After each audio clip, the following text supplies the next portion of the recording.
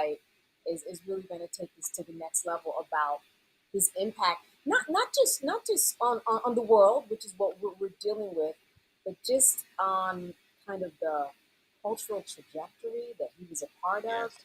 He then brought that Yeah. to his family and his work at all times. Yes. Yes. Yes. Well, I'd say a couple of things, and thank you all for including me in this platform, and this is very healing. I'm so grateful, and to all those who are listening, thank you all for gathering, because in moments like this, we as African people, the strength of who we are is in each other. None of us carries the kind of strength to bear this kind of burden alone, right? In our distress, we gather, because in gathering we find power. And there are three quick things I'd like to say about Malcolm. One of those is that Malcolm believed in the power of the word. He believed in the magic of poetry. He believed in the power of literature. He believed that there were that words have life, and words have life force.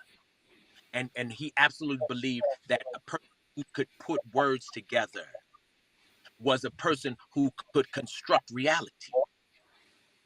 He believed that a person who knew vocabulary, who knew the expanse of the human tongue, was a person who possessed the power to create, which is why he was always playing with words, right? And so in my head, in the beginning was the word, and the word was with God, and the word was God, and that word was Malcolm.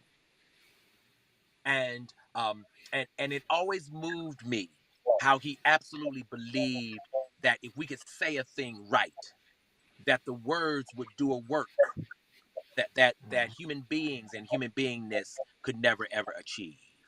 The second thing that I think is so beautiful about Malcolm is that he absolutely honored and worshiped a thing called fatherhood. In fact, the way we met, Malcolm's mother, dear Mama Pam, read a book I wrote called Perfect Peace, and she told Malcolm about it. He called me, etc., and we started talking, and Malcolm was asking me about fatherhood and about how fatherhood works, and what wisdom might I give him about being a father.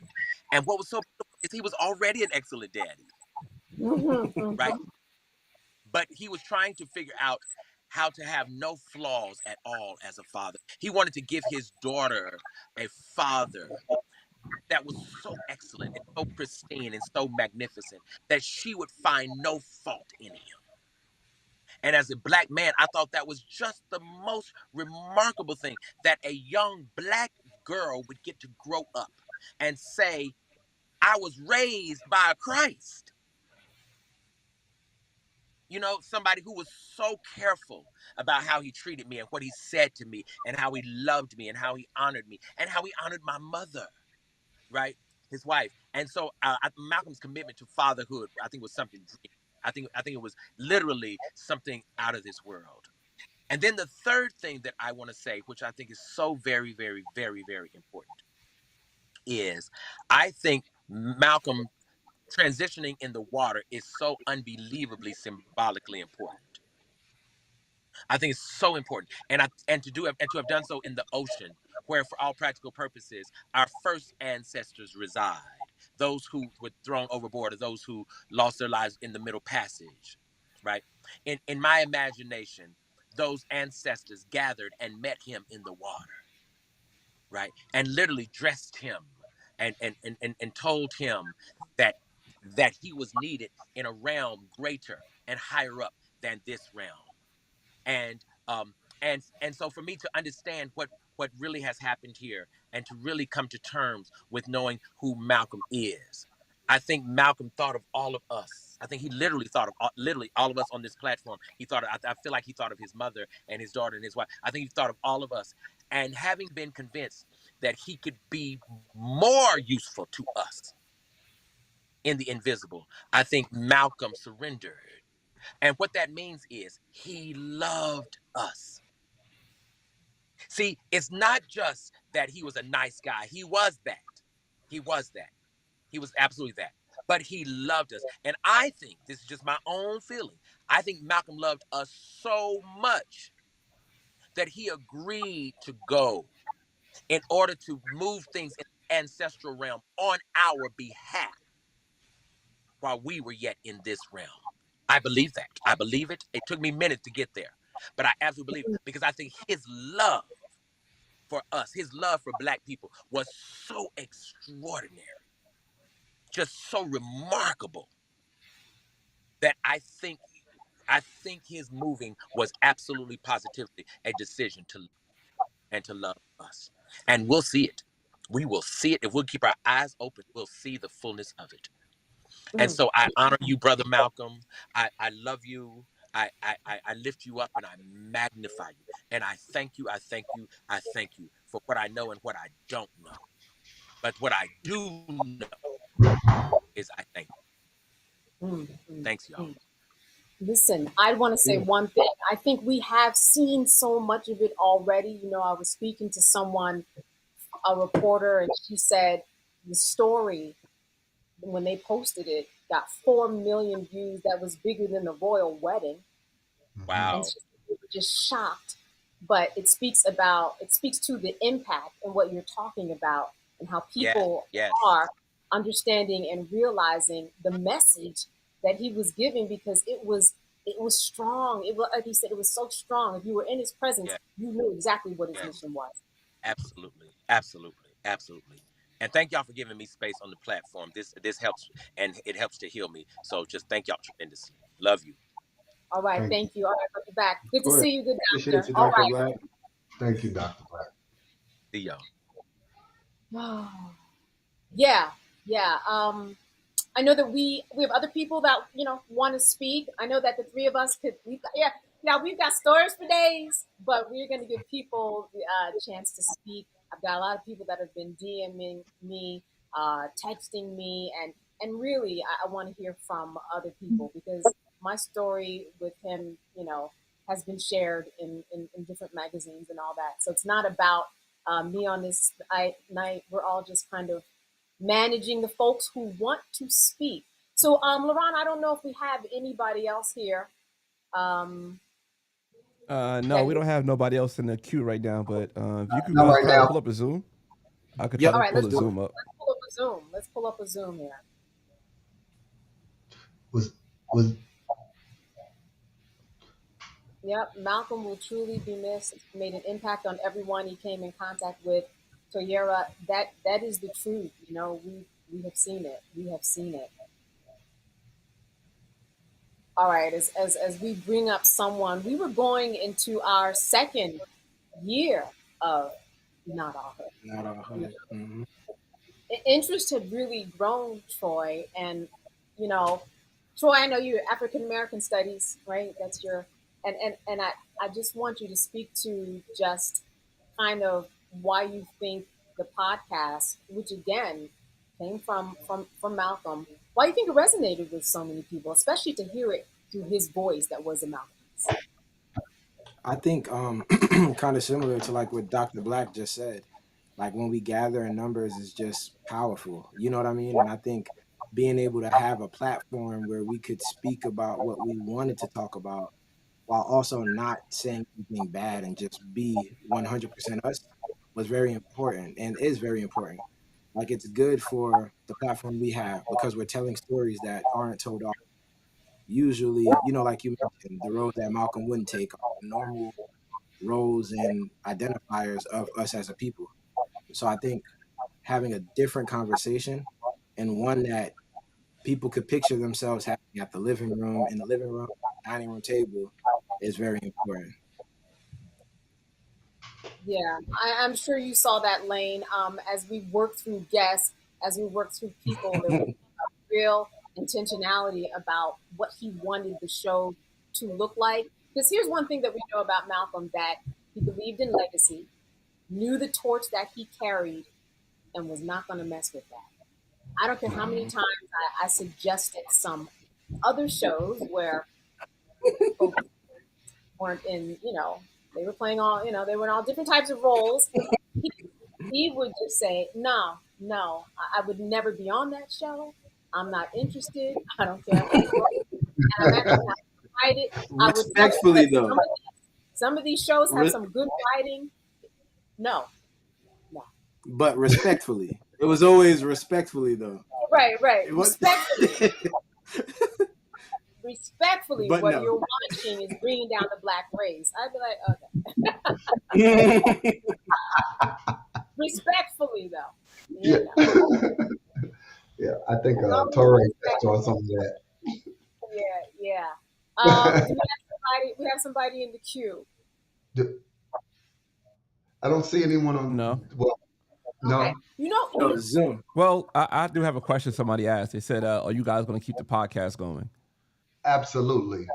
The podcast is. This is the conversations we were having about community. It was big. That was the thing, right? It was the first of all we were supposed to. We feel like we're in our living room, right? We're talking about the Black experience. We're opening up the floor for the Black experience. We want to talk to everyone. There are 47 million Black people in America, and we wanted to actually live each person's experience. We wanted to hear everyone's voice. So, are we going to keep this going? This was part of Malcolm's legacy, creating room for our voices and our stories and collective growth. So, so we invite everyone to please stay engaged and subscribe to the conversation and join the conversation. Absolutely. Yeah, I think about what he would want, how he would want it. I think he would be on a yes to continue it. I will say I will have to have more internal conversations in and around it. It's just, it's just a process, because going through the grief and have not fully thought about it yet. But I know how important this creating a narrative is where we have choice. He would explain it that, when we create these narratives about Black people, we allow for greater humanity because we allow for other people to see us in a different way that they may not have ever seen, may not have ever interacted with someone of color. So that now, if you tell a story that they're identifying with by flipping the channel or on a podcast, that helps them see the humanity in someone else. And that is the power of storytelling. We were always talking about storytelling in some way, whether we were telling a story, whether it was a story that he saw, we talked about Broadway plays, movie suggestions, there'd be a running list that we would share with each other about shows that we thought embodied what we wanted to see more of growing up. In that clip that we heard earlier, he said, that there was just such a dearth of Black people on TV that we were just so thirsty for anybody on TV. We would have taken anything. But in 2025, we don't have to. And that was his point. That was his point. I have a quick pivot if you guys up to it or not. Instead Sure. of Zoom calls, we might take phone calls. Sure, absolutely. Let's do that. We really just want Okay. to hear the voice of folks. So let us do that. Let us do that. Let me try to set it up in the back end. And while I do that, you guys keep it Sure. going. Sure. And we appreciate people hanging out with us. This is the first time that we have all spoken collectively like this, kind of in more of a feeling of joy, right, Troy? As opposed to, well, this headline said this and this headline said that. And it was just distressing, and it really is not what Malcolm represented in terms of these headlines and thinking of him in that way. Very consuming, but this is the real story. This is the story that Malcolm, definitely would have wanted been told. Dr. Black was right. I remember Malcolm said to me, I really do hope, because I would talk about my father a lot. He passed a while ago, 5 years ago, but I revere my father. And he said, wow, you know what? I hope that my daughter, just like Dr. Black said, I hope that my daughter reveres me the way that you revere your dad. Oh, I hope for that so much. He was like, I am going to get this perfect dad trophy. Watch me. Really, he really, really, really, really was grounded in that process, and it was really lovely to see. It was, yeah. Oh, All real right, quick, someone asked how you guys are doing. hmm. Troy Lane. I appreciate that. I see the message there. Go ahead, Lane. Lane had something. Surreal. I kind of feel from a Dr. Black sentiment. There's also these ebbs and flows that it's I'm digesting right now. I'm digesting. I had a lot more colorful language about it earlier this week, but I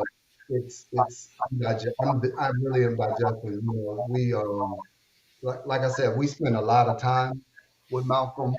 Um, you know, whether it was so it feels like just seeing the three of us on the phone, there's a gap.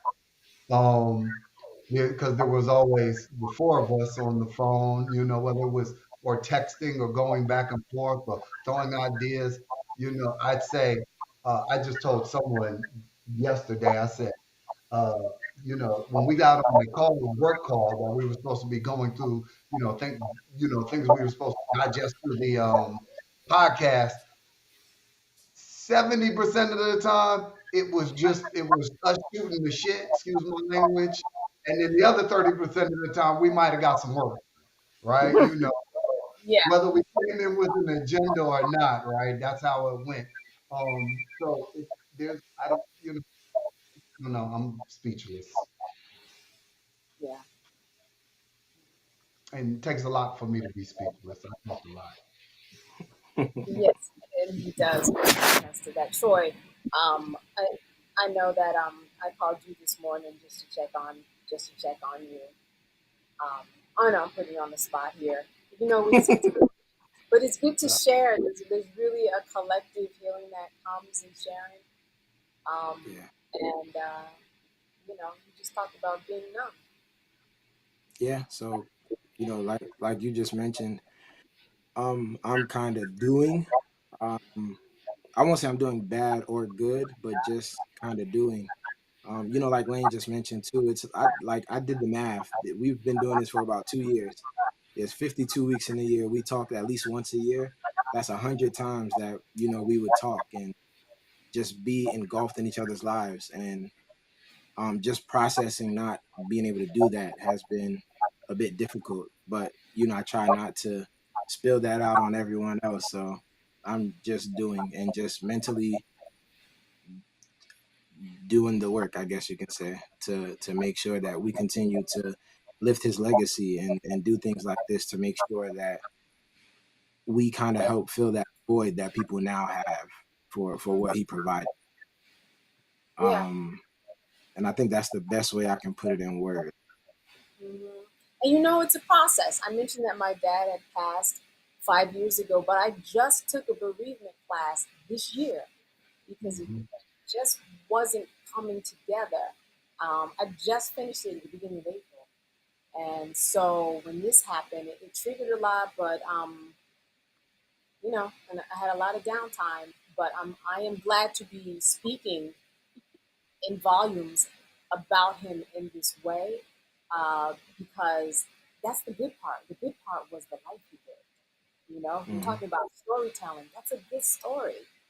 Malcolm's story is a good story. There were a few other people who passed this week, and one of the headlines was, "We're running through the scandals of Mr. Hulk Hogan." There's not going to be anything like that. That was actually one of the headlines. Here are the scandals of Hulk Hogan. I said, "There's not gonna be a headline like that for Malcolm. They're just not. They're just not here. High standards, and the weight of what we are seeing now in terms of the cultural torch that he carries. You didn't see that on him. He really handled it beautifully. Like, it could have gone either way, but he handled it beautifully. I think, Lane, from day one. Just, let's get to work. Let's get to work. Mhm. I think All All right, right. so people, we have Kimberly in the green room. Let me add her in. Okay, yeah, let's add Kimberly Latrice Jones, who I mean, friend to the show.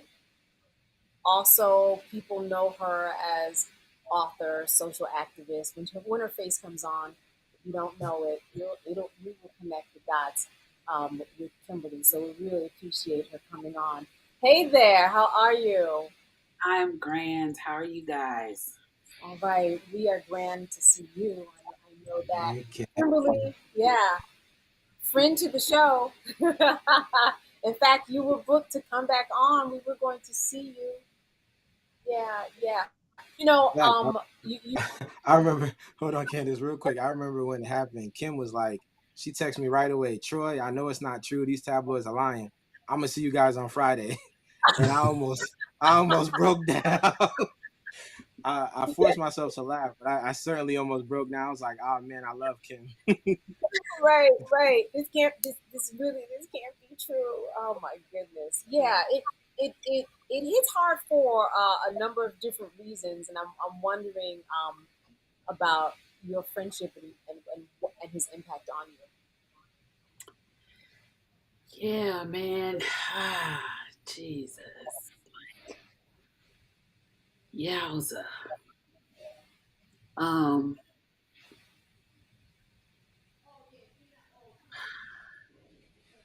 I think this has been the hardest conversation is having to have this conversation with y'all. Um, so when I went viral in 2020, I had a lot of people reach out to me and want to make connections with me and in this moment look for guidance from me on the social justice journey. But I noticed, and this is not commentary on them, this is just, life.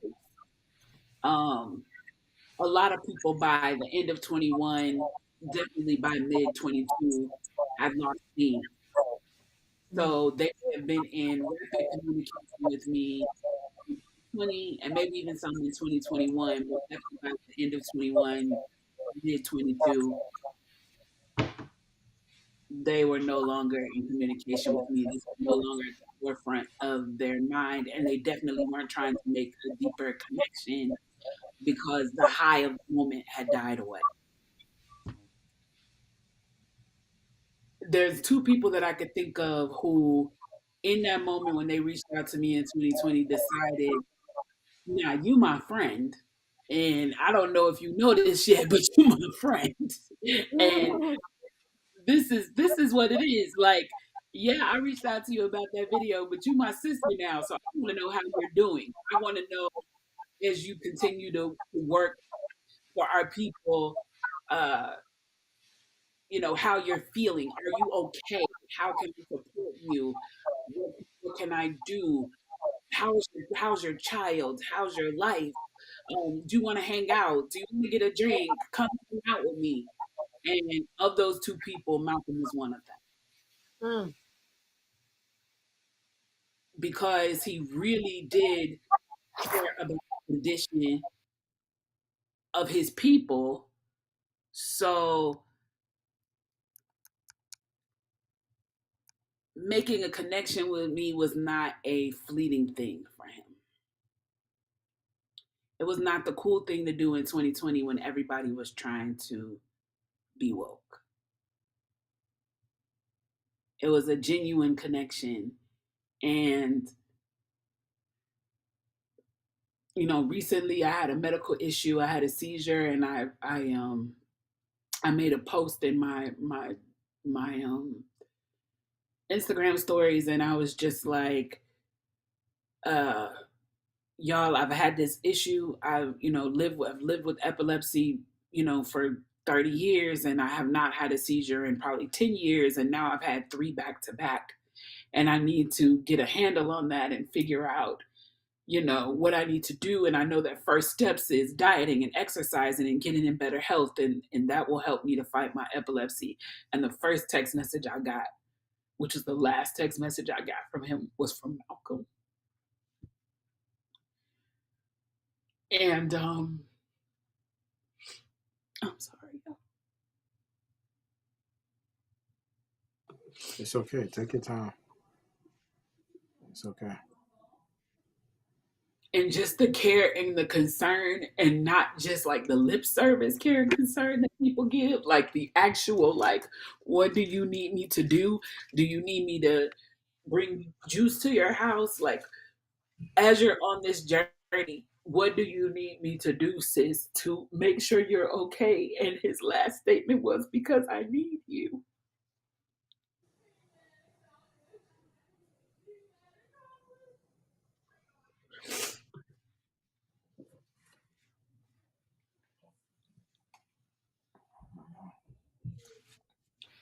He was a real friend. And so, yeah, it's just the genuineness of his spirit. And I know people are talking a lot about his creativity, which was so much him and is so beautiful. But the thing that, to your point that you were making before I came on, I love that so much of the content right now is about his character.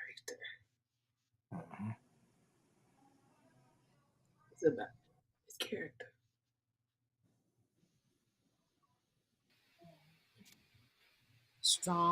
Strong character that you could really sense from one conversation. You really could. Genuine. So genuine. So genuine. And funny. And And funny. funny. And Yeah, funny. yeah. Yeah, yeah. Well, we talk about, the seriousness and, how can I help you with the drink, sis, and all that. But he was funny. He was He was funny. funny. And catch you off guard, like, what'd you just say? Listen, I told Lane the other day, I said, I am usually the person who could find the funny when somebody transitions, because that's always been my thing. Even I just gave a eulogy at my best friend's service a couple of months ago, and I like started the eulogy by saying they were playing like this sad organ music, and I was like, y'all don't need to play that for me because I ain't gonna be sad. Um, and I was telling Lane the other day, I said one of the things that I'm getting a kick out of, and it is making me cackle. And me and Yanaja, I was laughing about it, and I was talking to Lane about it. I was like, yo, my favorite thing right now is all the conspiracy theories around his transition, because Malcolm loved conspiracy theories so much all the time. And I was like, I saw under one of the conspiracy theories, the people were under there like, this is ridiculous. He's passed on. Cut it out. I'm like, I wanted to comment so bad, but I kept it to myself. I wanted to be like, no, don't cut it out. He would love it so much that there were so many conspiracy theories about him. I told Lane I found one where they said a mermaid took him. I'm like, he would love that. Oh my goodness. Kimberly. Oh, it's funny because when I first heard it and I got the call, and I said, first of all, I just texted him yesterday, so no. And number two, we have sat in that podcast studio and saw Malcolm when he died twice. He pulled it up. He was right there. Saw Malcolm was 500 pounds. Malcolm was 500 pounds in a wheelchair and a double amputee. Yep. So I was like, I reject. And yeah, no, I'm not sure why you're calling me, but I reject because I've seen him die before, twice. Yeah, so. Yeah, no, that's why I texted Troy. I was like, they gotta cut this out. This is starting to get out of hand. People actually believe this one. Leave this. Yep. Exactly. I think I'm gonna just start going online. I'm gonna make myself a dummy account, and I'm just gonna make up a bunch of conspiracies and spread them around.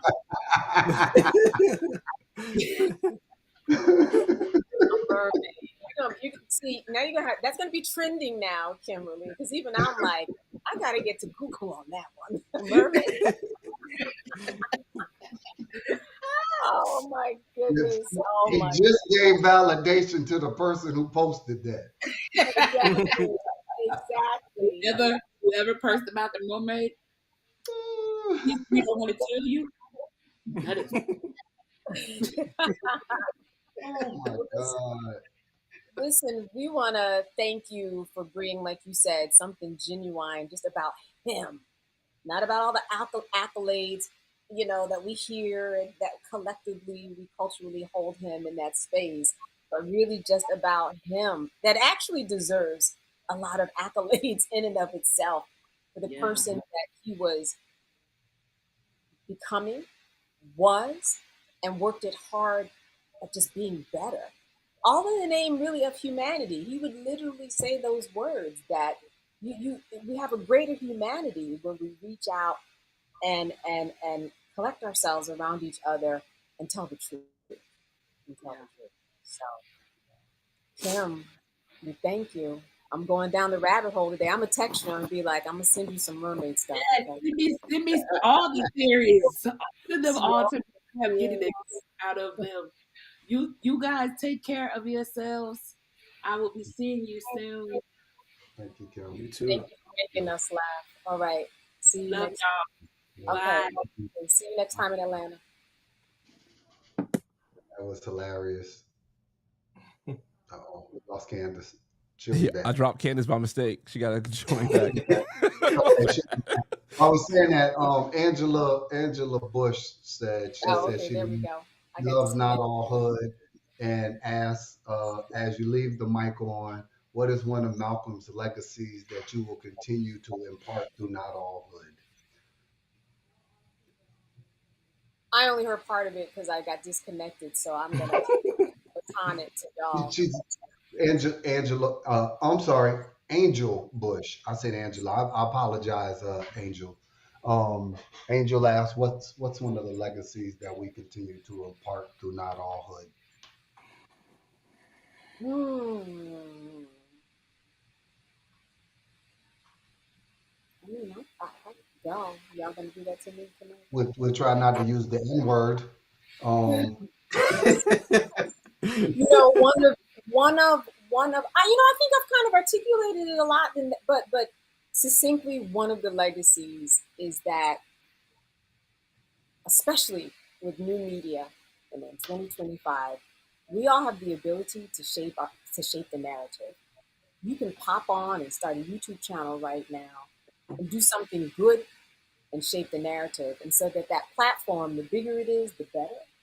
And there are a lot of media companies who don't get as many views as some of the things that we've put up. So we have to understand the power that we have and use it for good. So the legacy is really in kind of the way that I think the way that new media now shapes what people are thinking about culturally, what's in people's algorithms. And so to understand that and to really take this seriously and know that we can shape how people see us literally, that's the legacy that I would like to continue and have always believed in. My thing is, my joke is, if someone has said, "Hey, have you seen it?" I will say, "Yeah, I've seen it," especially if it's black. I've watched it. I've watched it. I've watched the white stuff. I watch it all. Because I'm a big consumer like that. So I know that now there's a role, and there has been for the past year and a half we've been doing this in order to connect humanity. I'm trying to pick a word that he would use. Yeah. Yeah. All right. LaRon, who do we have? I know that Kim, we thanked her for coming on. Just for those of you who are with us, we've got Lamont Rucker coming up a little later, as well as Isaac Hayes, as well as your voice, to really kind of talk about um, Malcolm, a collective healing, a collective understanding about Blacks in this world and in America, and what his legacy meant to you. I've seen some really amazing posts from people that he's touched, which is really why we wanted to do this. This was one of the last major projects that he was very involved in, right? And he had his band, and he had this, and he was appearing on shows, but for the past year and a half, as Troy says, you do the math. Like, we've spoken to him, at least 100 times, working on this, and so we know him in a way, and been bringing on people that we hope can kind of share a different side of him. You know, we were on the phone just to kind of really bring it down. I don't know if you remember, we were on the phone, and I think one of his pipes busted in the house. You know what I mean? We were on that level. It's just like, okay, just kind of regular talking and work, and oh wait, I think a pipe busted, and my daughter's birthday is this week. You know, we saw that Malcolm, and then we were reminded. I remember going to New York. You know, we're talking about regular stuff, and it's like, oh yeah, we have an icon here. You know, and sometimes we would forget because of his humility until people were swarming around him, and then all of a sudden, Lane, you were like, okay, I'm now bodyguard. I'm now bodyguard. You're like, okay, wait. We pivot, and I'm now bodyguard, and then so that was really that's just really something to be a part of, and for him just to come back, sit down with lunch. It's not like we would talk about it. We just talk about regular things, and that's who we want to bring tonight. All the good things, which it's so many. It really is so many. I always hear the same through line about Malcolm. It's just the same through line about his authenticness, his goodness, his, you know. So I think you said it best in the quote that, if you thought you knew him in your head, and you really did. Yeah. LaRon, who do we have that is teed up? I'm really still looking for Dr. J. Barnett. This is someone who really just talks about the emotional well-being in the process of. So we don't have anybody queued up, but I do have a video to drop real quick so you guys could watch this. All right, let's take a peek.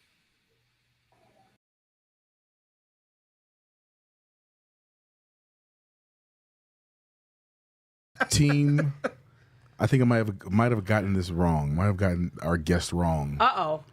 Only because you seem like you're so genuinely who you are wherever you go. That bring it. Right. So we're supposed to be talking about code switching, which is one of my favorite subjects. But because it doesn't seem like that's your experience at all. And that's why it's my favorite subject, because it's not my experience, because I don't code switch with nobody. But, I think part of why, first of all, shouts out to Lula, my mother. May she rest in peace. She was like the coldest person that ever lived. Like my mother was a cold case. Her and my grandmother both. And actually, my next book is about my mother. My mother programmed robots that delivered the mail in the Sears Tower in 1976.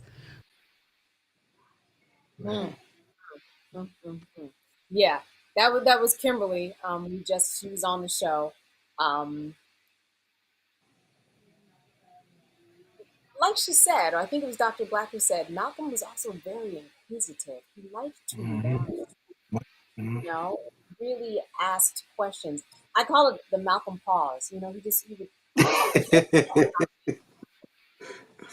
on the phone with someone, you say, did I lose you? You still there? No, I'm just thinking. That's one of the very first things. Let me tell you, the most prolific thing that I learned about Malcolm is Malcolm always processed and thought before he spoke. And it could be and it didn't have to be some complex thought. He was very thoughtful and intentional around his words.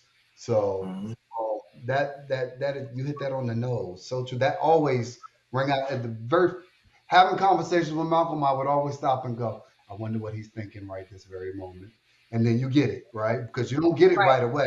You get it after it's processed and it's thought through, right? So you don't just get fly out the mouth. That's right. I know that we have, let's see, I'm looking at the timing. If you could, Troy, I know that you have Lamont's information, right? I just want to make sure that he's on tap. If you could text him. And we also have Isaac Hayes that's coming on. Lamont is he's coming in now. Oh, okay. Lamont is coming in now. Yeah. Well, that's some good old timing. Listen, before we roll Lamont, I know that there's some more footage that we have of Malcolm just to run. if you could choose one of those to run before we get Lamont on, I think we probably have some more that we just want to share from behind the scenes with Malcolm before we get to Lamont.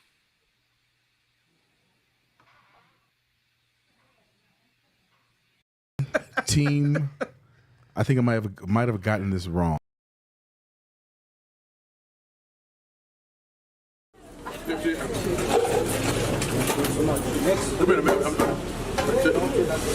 you get the story, I'm gonna tell twice. I would like to. I have the pleasure and honor of introducing to you our panel guests. I'm sure everyone here in this audience knows Dr. Bernice King.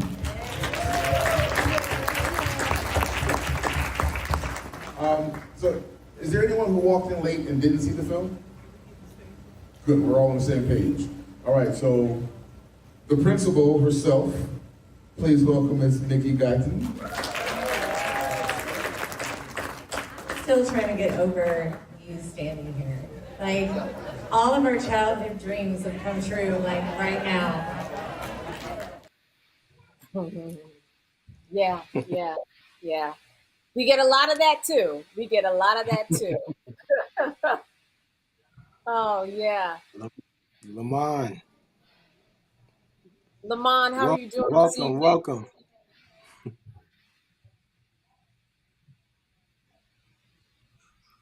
Can you hear us okay? All right. I can hear you. Oh, there you go. Just trying to unmute this thing. What's up? I can hear y'all just fine.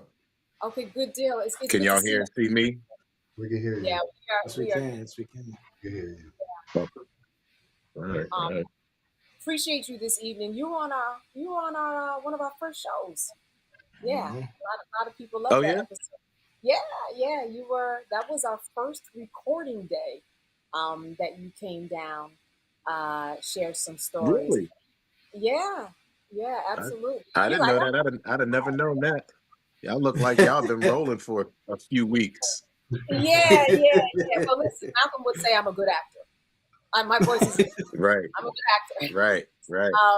But you know, Yes. I know that you certainly you've crossed paths with him for really decades, and I just wanted we're bringing on people just to share whatever they would like. You know, people are talking about the cultural context and personal stories, brotherhood stories, whatever you'd like. The floor is yours. Man, we talking, 40 years of like, who knows what to bring up. Uh-oh. You're gonna have to be more specific than that. But do you have a story that you think speaks to him as a person? That's what we've really been honing in on. And even when it comes to his acting and the types of parts that he took, he was very, very specific. And I know that that's a thing that you have also talked about, like, all right, the types of parts that I want to take, I have to be particular because I'm speaking for the masses in many, many ways. Right. Mm-hmm. Yeah. So naturally I've been, we all kind of naturally just go down memory lane. Like, I think one of the fascinating things about, if we talk about the miracle of birth, we need to talk about the miracle of transitioning just the same, right? So when you do that, literally, I think not only does that person's life kind of flash before our eyes, but so does our own. And sometimes I wonder what other purpose there is sometimes in these times and in these experiences. And I think it is to be reminded of being appreciative of what you have and even what you had, as well as how important it is to really be present, cherish life. Obviously, don't take it for granted, but it makes you think back about all the many different times you laughed or cried together, or, we've talked a lot about the trials and tribulations of of relationships, and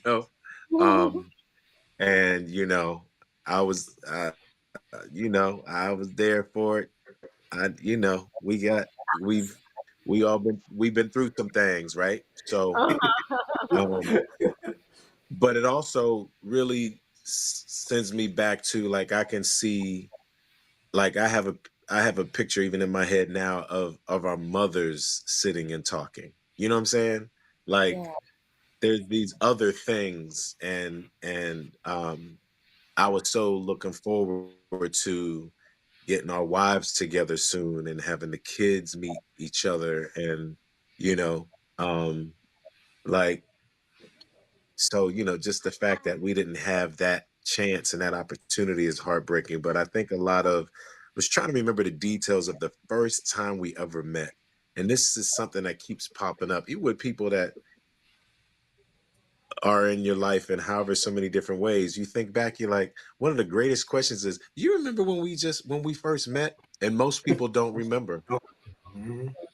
Hmm. Most people actually don't remember. And there's something about that. Either way, I think that's fascinating. And it can speak to the intimacy of your relationship, whether you remember every detail or whether you have no clue when that first moment was, right? Because sometimes you're so present with that person, you don't even remember when that first event, right, happened Yeah. and all the little nuances that were happening within or around you. And then there's other people, because the connection was so significant, you remember every single detail, right? Yeah. So I can see Malcolm's face right now as of, you know, I think he might have been 14, I think, and I was 13, you know? Um, and the irony was that he was actually a special guest. He was like the featured performer in this show that I was in with other peers and classmates of mine. And now some of those people are my dearest of friends. And, again, we've grown up together since, right? Since those days together. Um, and just the fact that the same, like, it's really as if no time has passed. The same vibes that we had then are the same vibes we have now, you know? Uh-huh. Yeah. And at the time that he was already coming into his celebrity, right? As a young teenager, you know, he didn't he might have been relieved even that I was around. You know what I'm saying? I know how it is. Sometimes you go certain places and you're like, man, ain't nothing but women here. You're like, oh, wait a minute. I think there's another dude. Is like, like we can even be like that with black folks. You go somewhere, you be like, man, there ain't nothing. I'm like, oh, wait, oh, are those black folks? you know or it's like, is that a brother, um Right. so who knows, he could have been like, yes, like, you know another guy, like, my age, but similarly, it was, we were all excited to meet him, but then just that quickly it was just two regular dudes, two teenage boys just kicking it. Now, we had to be on point because we were in a show together. I can't even remember the name of the play, but I think it was actually, it might have been the Warner Theater, Really. coincidentally, in Washington, D.C. I think it actually might have been at the Warner Theater because I don't recall it being at the National Theater. Um, and, and, did he? Yeah. Okay. Um, and so anyway, just remembering like just how down to earth, again, what I'm really speaking to is how down to earth he was, um how grounded he kind of already was, right?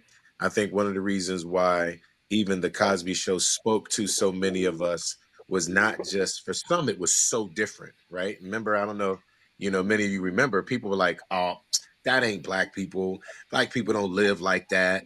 They don't Hmm. make that kind of money. That's not realistic. Again, everything from both parents in the home, all this foolishness, the narratives that a lot of people were perpetuating were that, oh, this is a lie. This ain't real black folks. So one of the reasons why, unfortunately, it was groundbreaking is that it wasn't a demographic that we really saw a lot of, especially in national television, right? But That's one right. of the most profound things about the show, I think, is that regardless of their economic demographic, right, was that they were very relatable, regular, down to earth, real Black folks, right? That would talk to you in a very articulate, educated way. At the same time, held you accountable as a child. There were high standards in this family. The elders were present and part of the equation. The community was diverse. It really did look and feel like most of our environments, right? When people really paid attention. But it was the fact that you could tell that environment, even as a work environment, was the same grounded, down to earth, right? Kind of environment that was very similar to the homes and the communities that we were also raised in. So there's been, thankfully, like a consistency, right?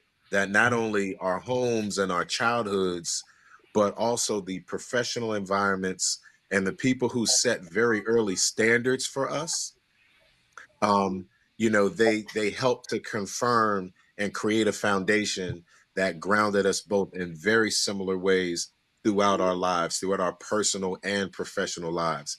So we kept in touch, here and there throughout our, kind of like college age years. And then I continued to stay in school. And again, I played ball and I did this and I taught. And then, you know, we often kind of crisscrossed or we catch each other here and there. But then once I got to LA, and then once I started going to the National Black Theater Festival in Winston-Salem, and I think my first official year full force was like 2001. And once we reconnected there, then it was like, boom, we picked up full throttle as if, you know, um, we had never missed a full-time beat. And by that time, we 30 years old. You know what I'm Right, saying? right. Different. And although it's a big leap from 13 to 30, there was still enough connective tissue there. And again, always knowing kind of who your cats are, who your boys are, right? And those people that are kindred spirits on and off screen. And when we had the time to really like spend a week together, and we were together all day, all night, right? And then we started this whole again, with some other peers, naturally, we were the generation, the younger folks that are coming in. And then that was the year we started this whole midnight poetry thing that now is a mainstay of the National Black Theater Festival in Winston-Salem. It was just a weekend then, but we were like, literally, we had to kick people out 3 o'clock in the morning. You know what I'm saying? So we were kicking it all day, all night. And then we did this stage reading. And I talked to my man Gavin the other day. The stage reading, and the name of the play, I think, was Cut Flowers. And we killed this thing, man. Got a standing ovation. And again, it was one of those other moments where we looked at each other and we was like, you got some shit here. Like, we need to be doing more of this together. Like, so again, it was just this thing, and there's often an unspoken thing. It's a thing sometimes amongst men. Hold on, son. I hear you. Okay. All right. um it can be, it was always the kind of vibes where you know you could give each other a look, or we might both be getting bombarded with pictures and photographs, and we share a look, and it'd be like, yeah, you ready to go? Yeah, me too. You know what I mean? Or you good? Yeah, I'm good. You good? Yeah, I'm good. Without having to say a word, like, yeah, man, hey, this is what it is. And sometimes even like, whew, I'm tired as hell, but we're actually fortunate to have this kind of love from our community, this respect from our peers and younger people, and be here, rocking with our elders, and back on that wood, back on the stage, which is where we know it really goes down, right? Mm. Um, so there's so many different, so again, if I were to jump another 20 years from there, then we're in our 40s, right? And early 50s now. And it's like, so it's really a profound kind of arc to just have, been here, then there, then there, then there. Um, and again, part of what breaks your heart is that, we won't have another 20 or 40 years of stories to recall and create together. But these last 40 have been have been remarkable. And but yeah, just one of those guys. Like I can't think of him without thinking of his smile, Mm, of his laugh. laugh, I that remember laugh. how jealous I was that he learned how to play that fucking bass before I did. Um, you know, and it was also kind of like, listen, man, like I'm trying my best not to look like a copycat, but I'm still gonna learn how to play that thing, and then we might have to thump side by side, you know. I ain't gonna have my chest hairs out and shit, you know what I mean? But but I might be rocking a toothpick and something, and, you know, old school, you know, with my shit like cocked to the side, you know what I mean? Making that Like, happen. and if I don't talk to nobody, just understand, you know, that's I'm in my shit, you know, like I'm here. that's just, I'm you know, here. that's going that, you know, like, so I mean, you know, it was just like all kind of, and we could just be completely silly at Yeah, any given time. And at the same time, you know, as you all know, he's somebody that was so sharp and cerebral, yet, you know, not so in his head that his heart doesn't work. And we could check each other, we could challenge each other, we could disagree, even though there are a lot of things we agreed on. There was plenty more things that, even if just in the detail and the nuance, you know, it'd be kind of like, yeah, I hear you, mom, but yeah, you know, yeah, Mal, I love you, but that's bullshit. Like, you know, like there's not always a lot of people, period, let alone a lot of other men that, you know, can really communicate in a certain way with a certain level of again, purity, honesty, vulnerability, even transparency, always love and respect, but we're not the same person, and we might not always see things the same way. And that's good, actually. That's fine. You know what I'm saying? And that's actually how you should even prefer it, in my opinion. I'm not interested in yes men, you know? Um, so I'm interested in people who have their own brain, who think for themselves. And, you know, if there's something that I don't agree on, that I don't like, you have to prove it to me. At the same time, if I say back your shit up, you might want to be you might want to be able to back your shit up. You know what I'm saying? And if you can't, I might call you on it, or I'll say, hey, you know, you can't back it up, but you obviously still entitled to your opinion. You know, so we never tried to change each other, which is one of the other things I appreciated. You know, although I do believe in many ways we kind of um, motivated and inspired each other, even when we articulated it, or even when we didn't. So, and I can't speak for him, and I wish sometimes these are the questions you might actually ask somebody, but that's not really necessary to ask somebody something like that. Sometimes you just kind of know. And again, you know, he might have been more important to me than I was to him. Like, who knows?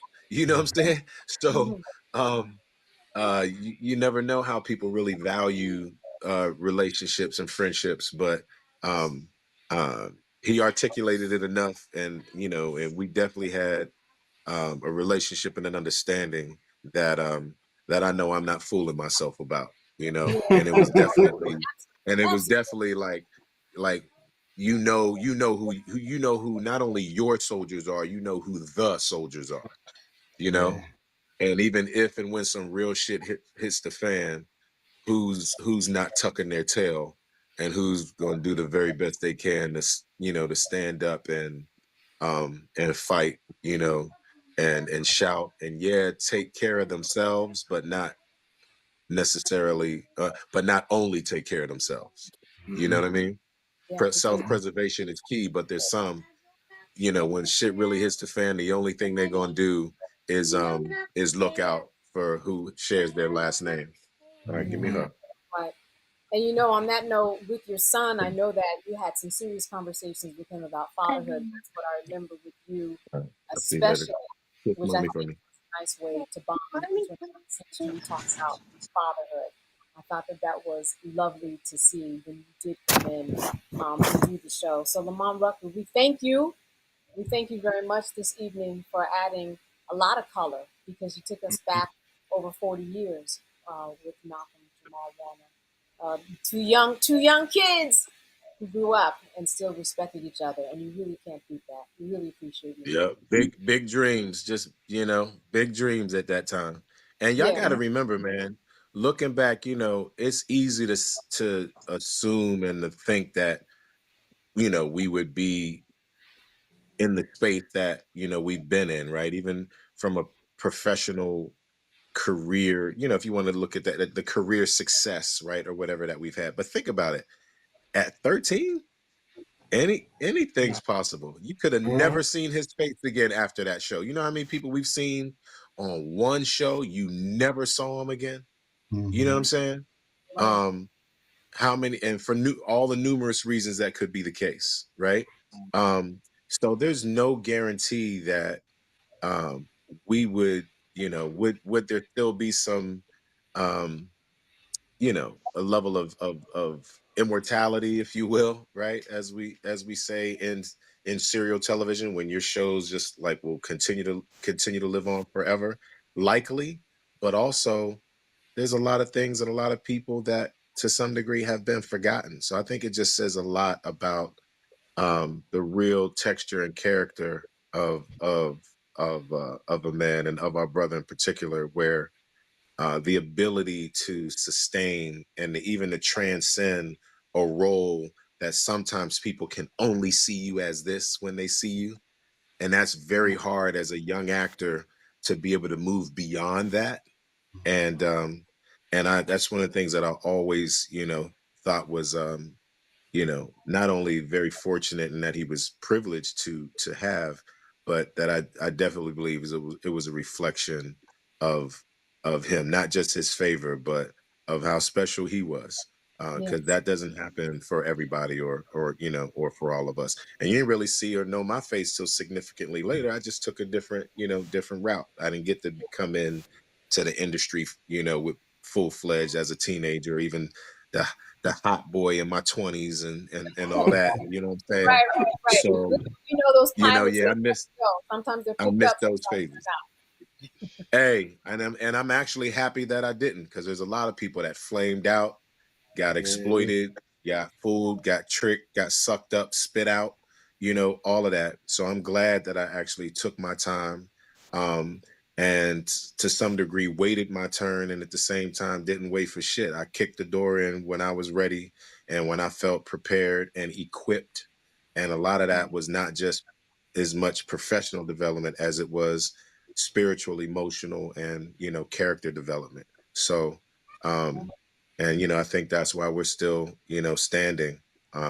Love came to us late, like I said, like we said, parenthood came to us late, but again, I'm glad everything and everybody does things in their own way, in their own time. So I'm happy for the delays that Yes. that I've experienced. I think they're for good reason, and it teaches you discipline and patience and diligence and all of those things. So yeah, man. Well, we Glad I thank could pop in, man. And I hope y'all keep Not All Hood going in some form or fashion. So, if yeah. I can be a asset to whatever you all pivot to, or however you continue things, but I would hate to see that product, that production, that concept, and also just the community that I think you all have established, have really, kind of a nice, you planted a strong seed, and I hope you can keep the wheels turning. All right. Well, thank you, and thank We you for being a part of that ride from the beginning that got those wheels turning. And Lamont Rucker, we will see and speak to you soon. very All soon. We right, sounds appreciate you, good, man. y'all. Thank All you. right, All right. love. Appreciate you. Love, man. Keep your head up. Yeah. You know it. Always. He took, You know what I'm he took saying? us through It's our just process. more motivation. More motivation, man. That's what it is. You know? Yeah. Make lemons out of lemonade. There That's we it. go. There we go. That's it. Yeah. All right. Rucker. Um, Good to see you. We are going to move on, good people, to somebody from the community. LaRon, who do you have for us? How shall we proceed as we wrap this up? I know we're going to go a little over. Those Yeah. people, hang on, because we We have want to. Isaac Hayes is in the green room as well. Okay, listen. So Why you can. don't we let's roll a video because Okay. I know we put together a few videos and there's some that I don't think that we've seen. Right? Right? Yeah. Right, We missed Joe? Right. yeah, I'm we gonna play missed my it. favorite one. I'm gonna play my favorite one. Okay. Okay. Okay. I wonder what that I think it's is. I do too. Pacheco is what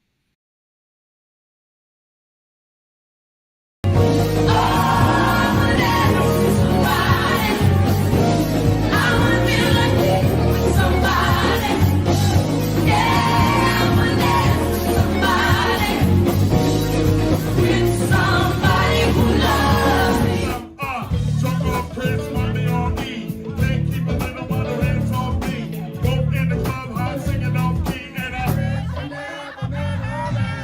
it gets better. Order another round. Got 6 miles of wrist, 6 miles of wrist. 4 double dead, got weed everywhere. Running through safety, doing your COVID glasses. Going straight for tactical, we get the tough friends like Prada, Trench, Gucci, bra. Football team.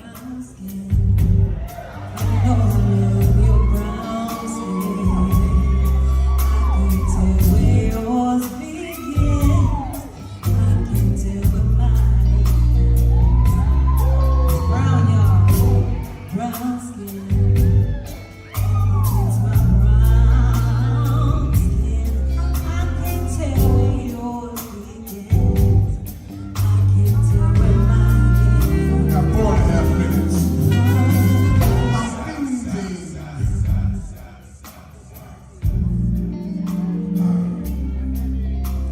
I'm fiending for another taste of your brown skin.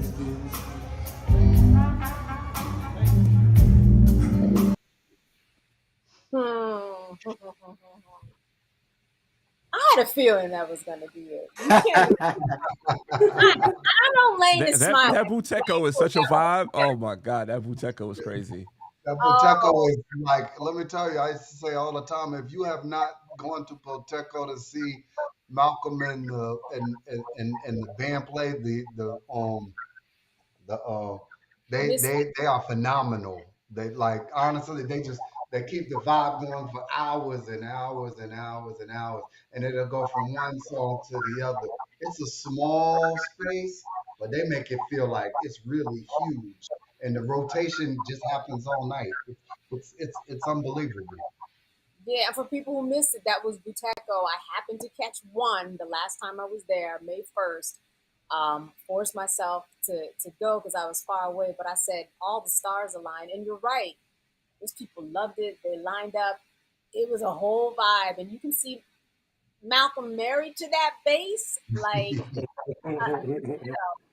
he was born to play it. Really amazing. Mixed all type of song. TC Carson was there performing the night that I went there. And you never know who's going to come out on that stage. That he again provided another stage for people to express for. themselves and Mhm. bring people into the circle. And after, he took in all the people, all the things, with patience and grace that we've been talking about all night. But there's a really good transition to go to Mr. Isaac Hayes III, who we know. Look at him. Look, we know he's a Look, professional. Look at look, this man. look. I knew he was going to be produced, Okay. super produced. Super produced. Hey, Isaac, how are you? How are you guys? How you doing? Doing well. Listen, we've been talking about Malcolm the Man. We thank you so much for being with us today. I know that we had a lot of things lined up with you, which I won't go into, but you did come on the show. Your show is going to be released. An amazing show. But I also know that speaking to you, you talk about the cultural context in which Black people are really the leaders in so many things, and I'm sure that you have a very interesting lens about Malcolm in that particular cultural context and how he moved through the decades to kind of this place where we are now, and we're seeing how he is just revered. Yeah, well, I mean, first off, I'm going to see how you guys are doing. We've been in contact, but I know you guys are a close knit group. Even being in that environment, for the time that when we filmed our episode. It was just great to see you guys and people, owning their destiny and making content and creating something that they felt was needed, which absolutely is needed and still needed for Black people. Um, when it came to Malcolm, one of the things that I'm really big on in our community is honoring our icons, and I think a lot of times we don't we move on from people that are so significant in Black culture because we are so innovative, but we don't really think about the impact, the lasting impact that you know Cosby Show and Malcolm's character had on our community. I grew up in that era. Malcolm was a little bit older than I am, but I he is that individual that is part of America's Black family. The cousin or brother that you always know and have always known.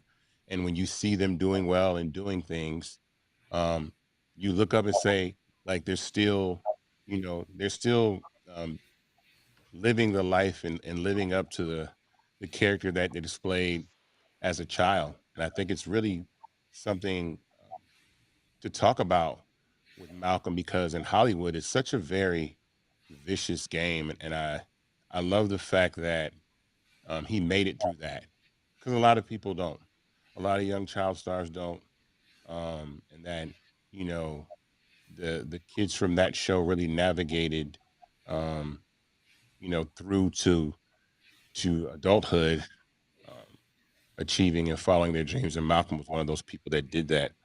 When it came to Not All Hood, and I think that this important is because when when we think of the idea of what a Black person is, we've not always been in control of that in pop culture and in the media. We've not really been able to decide who dictates that because we don't really control the distribution of our content in a way that we get to decide how people see us.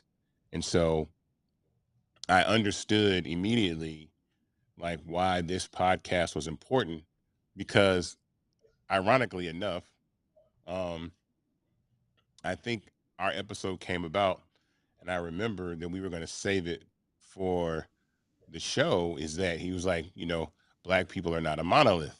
My response was, we should be for a different reason. And I understood what he meant because the way that we're portrayed, he understood that I have, I live up to the idea or I live up to the truth of what Black people really are, as opposed to what Hollywood or the music industry or, narratives that spin on about us try to tell us as.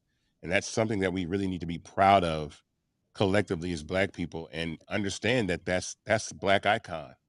You know, the episode with Keisha and Malcolm, I was really glued to that episode, that the premiere of season 2, and I really loved to see the exchange between them as brother and like sister in real life and how those are just two, you know, people that wound up growing up to just be really good people.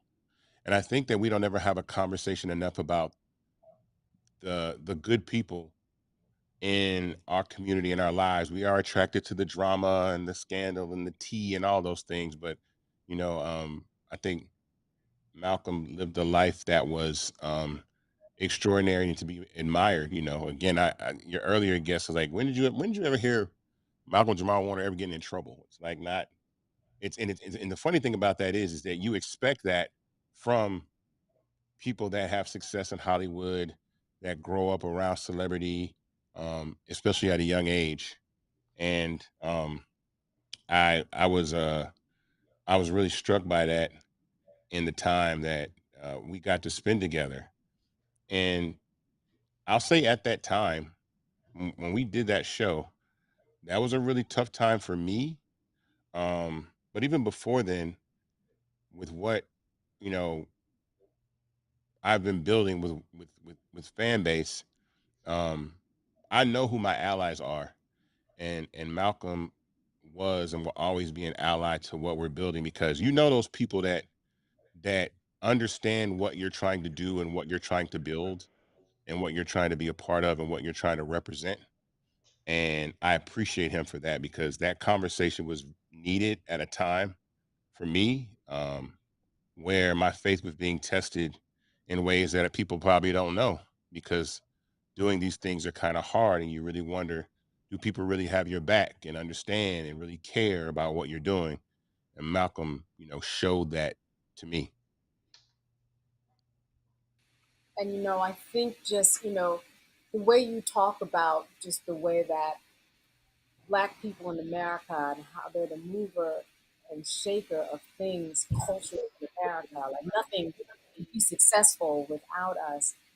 Um, I'm just really wondering what you think about his impact in that regard because of his history, because it is, as we see, so revered. Well, let me say this. Um, we, we Black culture is such a powerful thing, and we don't, really have the opportunity again to control our narrative and say that. I speak highly about this show in particular because we need more voices in shows like this. I know again that there's more to our community than a lot of the things that we are entertained by, but a lot of content doesn't get the opportunity to be seen, and there's a lot of conversations that our culture need to have, and this platform was giving a perspective, um, and is going to continue to give a perspective. I know you guys are going to continue to give a perspective um, that we need to hear at all times. Um, Also, personally, I'm growing up in life, and I want to say that I took a lot of what Malcolm was saying in that episode and after the episode and what he was doing. Let me talk about that for a second too, because um, everything that's gone on in the last week just caught me so off guard because um, I just celebrated my 50th birthday not too long ago. And when I did you guys' show, as soon as the show was over with, Malcolm gets up and starts doing these stretches, like these poses, right? I know you guys know what I'm talking about, right? Yeah. Malcolm is doing these and it's like, and he's unapologetic. It's not embarrassing or nothing because it's like these are some weird poses. Like he's doing some stretches. He's like he's doing it, and I'm like, hey, what are you doing? And he's like, listen. He's like, the key to physical longevity is flexibility and muscle strength, right? And really stretching is just a really big thing that people don't realize that really gives you physical longevity. And I was like, I'm gonna remember that. Like, this is serious, Right. huh? I'm serious. I'm not. I'm for real, right? So this is a true story. Last Thursday, my back starts hurting me, like for real. I'm like, yo, I don't never have no back pain. It's not anything like that. But I was like, oh man, I hope this is not what 50's like. Because all of a sudden you just go along and your tires give out on you. You know what I'm saying? So I said, I remember what Malcolm said. I'm gonna start stretching. So I really had a rough 3 or 4 days, like to the point that I don't have very many sleepless nights. But Sunday, like all Sunday night, I did not sleep. But the stretching is really what helped me. Mm, And it's crazy that I met Malcolm like at this time in my life where, you know, we have to take care of ourselves. To the Black men out there, that's something that Malcolm taught me, is to care for our bodies. I don't drink, smoke or anything like that. But I saw like he's physically fit. I was like, yo, you look good. You know what I'm saying? And I was like, I need to really be mindful about that and just what I'm doing. And yeah. so I took that with me. Like, and so when I got the news, I was like, that just it's the most bizarre thing to really have someone on your mind like that in a way, and then you hear something about them like that. And I know we've been talking about, even our episode, because I really that was one of the most, I guess, kind of cathartic conversations that I've been able to have, because you guys caught me off guard. I'm like, are we recording? Yeah, that's right. That's right. Intros. You never know. We just like to get in that conversation. Yeah, we're going. Yeah, I'm talking like, when does the podcast start? He was like, we started. Yeah, look, we sir. We're having this whole conversation, so it doesn't feel like a podcast. It just feels like dialogue between Black people that really need to be able to have those type of conversations. And so it was cathartic. It was inspirational. It was really needed for me, and it was educational at the same time. And I think, we left that conversation, changing our mind about a few things in ways. I know, because again, I'm glad that Malcolm got to experience Atlanta and the Blackness that this city has. I saw when Keisha was talking about that, he's like, oh, it's just temporary. I'm like, Atlanta don't really work like that on you. Once you get around, once you get down here and you kind of see like your people in the way that, that we are in positions of power and brilliance and art and class. It's like, I think I might want to stay a little bit longer. And before you know it, Atlanta kind of wins you over. You know what I'm saying? And I'm glad he got to experience the Blackness of this city, because I think that's something that he really enjoyed. And I really appreciated our time together, and I'll never forget, like, that time that we shared. Isaac Hayes, thank you so much. Thank you so much for those words. As you know, the episode, folks, has not been released, so we're going to make that a big one. We got to get back on Fanbase and do a live watch. And we really appreciate all of your help with those live watches too. And so does he. I actually called you and told you that, we were texting about you. So I gave you the message that he gave for you. And we will continue to be with us. You're part of the show. You're part of the fabric now. So and we certainly appreciate you. Yeah. Yeah, you text me, you've called me every day since, man, and I appreciate you for real. Like Candace just said, you part of the family, you part of the game, man. Yeah. Yes, I can hear you, but I'm actually watching them visually. Okay. Yes, we hear you. We hear. Okay. Welcome. Hi, everyone. How you doing? It's in Bukum increase to be on tonight. May we lay to rest our Bantu warrior junior king, Malcolm Jamal Warner. When Lamont was on earlier, and he made the comment that a lot of people couldn't identify with the family, I lived that lifestyle. I would be born in 1955, and I grew up at the street right off of Benjamin E. Mays Drive. Oh. And Dr. Benjamin E. Mays lived one block from me. When the fall season would come in, I could look right out my backyard, right into his backyard. There were doctors, lawyers, teachers, nurses. My late aunt, she worked for the first black doctor on Auburn Avenue. In 1974, he would give the first $20,000 to start Morehouse Medical School. That was the late Dr. James B. Harris. I'm connected to Tiger Flowers. My great cousin and my great aunt would marry Martin Luther King's mother's first cousin. So I went to Southwest High School class of 1973, right here off of Linfield Drive, where I live now, and off of Benjamin E. Mays. We lived the Cosby dream. We literally lived it. We witnessed everything from the Jim Crow era to my grandfather was murdered in 1935, and he was the second richest black man in historic Vine City. And he would be murdered down there at the Georgia Power Plant. He would be on his wagon selling fruit. I don't even want to give the horrific detail of how he lost his life. Can I ask you your name again? What's your name again?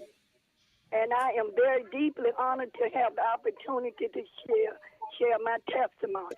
I'm Michelle Flowers of Southwest Atlanta, Georgia. Michelle, I want to thank you so much because I think what you said resonated with a lot of people who saw the Cosby Show and saw themselves in it. And just hearing from someone in your age group especially means a lot to show how many people across decades Malcolm affected. So we really appreciate your call tonight and sharing your story. Thank you, Michelle. Thank you. Unknown caller. Okay. We got another caller. You guys want to take another call? Okay, sure. Let's take one last call. I mean, Okay. We went a little over, but that's okay. We always go a little over on the podcast anyway. We always go over. Always.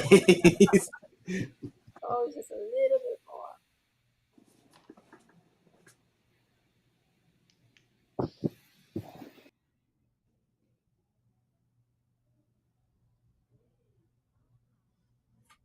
Candace, you're muted. Oh, thank you. There Thank you go. so much. Of course. I was saying, let's see who we have, and I was just thanking everybody who was joining us Hello? today. I guess it's calling. We have somebody? Might be a bill collector. I didn't know you guys.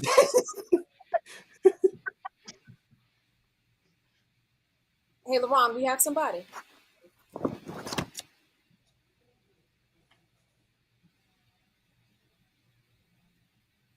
All right. You guys can hear? We can. Yeah, now we can. Okay. All right. I'm sorry. I didn't get to call his name. I'm so sorry. I was trying to do like 5 things at the same time. Can you hear him? No, my name is Angel. I can Angel. hear you. Can you hear me? Hi, Angel. How are you? Hi, Angel. I'm wonderful. Thank you. Hello. Am I on already? Yes, you are. The floor is yours, and we're really looking forward to your comment as we wrap the show. Awesome. Well, I just wanted to say that everyone has said how authentic Malcolm was, and he was just that. I had an opportunity to interview him on a podcast when podcasts weren't where they are now at the BET Awards. And I just want to say he hugged with his whole heart, and he transferred such positive energy to people. And I'm saddened by the loss, but I don't remember him as an artist or an actor. I remember him as an activist. And I'm just so moved by all of you and your bravery and courage that you guys are showing us. And I am looking forward to Not All Hood. And I just encourage everyone to listen to his song, I'm Ready, from his Selfless album. And I want to thank you all just for saving space for us to have this conversation. Thank you so much. Oh, thank you. Thank you. We appreciate you so much. Thank you for being here. Thank you for sharing that with us as well. Thank you. You all have a good night. You too. Good night. Thank you for being a part of the community. Yeah, absolutely.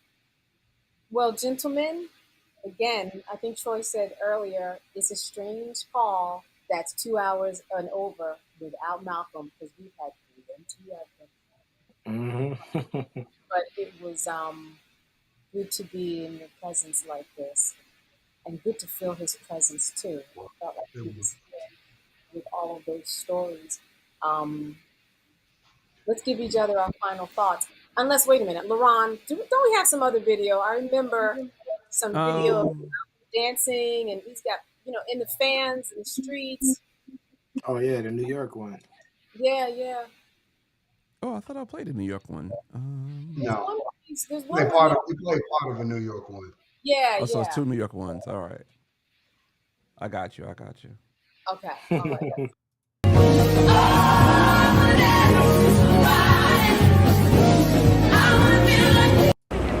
Sorry. All the pictures. Sorry. You too.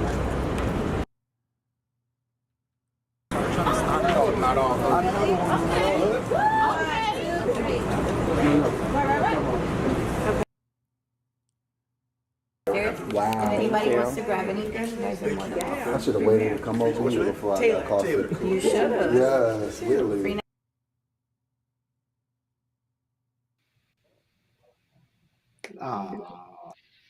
Yeah. There's one more good one that you missed. Yeah, there is. Oh, I know which one you're talking about. Yeah, there's one more good one, and it shows. And as he pulls that up, we began this, and we did a press tour, and we had the whole gang that was there, and we went to Sway in the morning. We went to the Breakfast Club. Did our rounds with Andre. By the way, a big shout out to Andre because he helped get out a lot of this for tonight and has been with us along the way. He's amazing. So as he pulls that out, just a little prep about that press run. What do you remember the most about that press run as we bring this to a close? Lane? Man, I was just sitting there thinking. I was like, "Whoa, those were long days too, right? Really." Yeah. You know what the biggest moment for me, and I think we all choked back on that one, was when Sway was giving him his flowers, and then the tears started coming, and then if you looked around the room, everyone started going. It was like that was like the strongest moment for me. Yeah, he gave All him right, I his got the flowers. video when you guys ready. I don't think Malcolm was not expecting that, and when it happened, when Malcolm started, I started. I looked over at Troy. He was going. Kelly was going. He was good. Yeah. Yeah. All right. Sorry? All the pictures already. There's a freedom that we all in the Black culture. There's a freedom that we should have to be able to express ourselves, even if our opinions may not be of the popular opinion.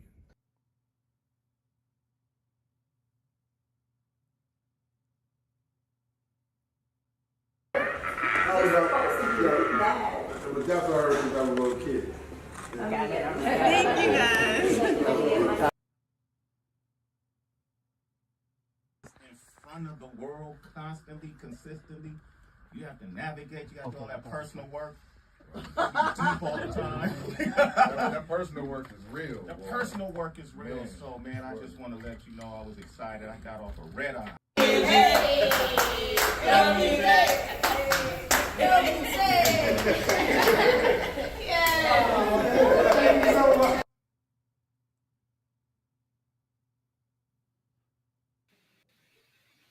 Oh man.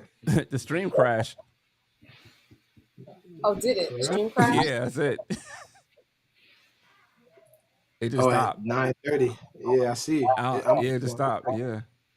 It stopped on YouTube. It stopped on Fanbase. Yeah. Okay. All right. Lamont's still here too. Oh, thank you. Thank you very much. Well, you know what? We ended with him dancing. Was he dancing at least a little bit? A little bit, yeah. That's my first time seeing Troy in no hat. So I was like, who's this other dude? Oh, that's Troy. Yo, that was about that. I was wearing Malcolm's favorite pants. That's what I realized. I started busting out laughing.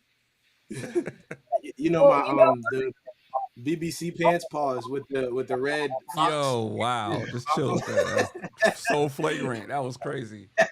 Why would you say that? Yo, Malcolm used to always laugh at those pants, man. Oh, I hear my husband coming up now telling me, okay, you know you're